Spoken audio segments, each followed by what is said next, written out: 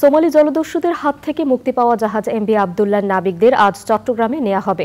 সোমবার জাহাজটি কুতুবদিয়ায় নোঙর করে, সেখান থেকে লাইটারের জাহাজে চট্টগ্রামে নিয়ে যাওয়া হবে। চট্টগ্রাম থেকে চৌধুরী ফরিদের পাঠানো তথ্য ও ভিডিও চিত্রে আল মুকসিদের রিপোর্ট। গেল মার্চে উদ্বেগ ছড়িয়ে গণমাধ্যমে খবর হয়েছিল এমভি আবদুল্লাহ। মোজাম্বিক থেকে কয়লা নিয়ে দুবাই যাওয়ার পথে জাহাজটি ছিনতাই করে সোমালীয় জলদস্যুরা। জিম্মি করা হয় 23 নাবিককে। জাহাজ মালিকদের সমঝোতার পর গত 13 এপ্রিল জলদস্যুরা জাহাজ ছেড়ে চলে যায়। এরপরই শুরু হয় নাবিকদের দেশে ফেরার অপেক্ষা। দুবাই হয়ে গত 30 এপ্রিল বাংলাদেশের পথে রওনা হয় এমভি আবদুল্লাহ।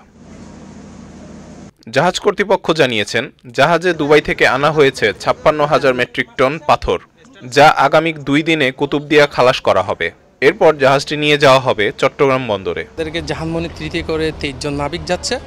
এই 23 জন হ্যান্ড ওভার হয়ে ওই 23 জন আমাদের এখানে আসবে। তবে পাথর খালাসের আগেই চট্টগ্রামে যাচ্ছেন জাহাজের 23 নাবিক। বিকেলে জাহাজের নাবিকদের বরণ করে নেওয়া হবে KSRM এর জেটিতে।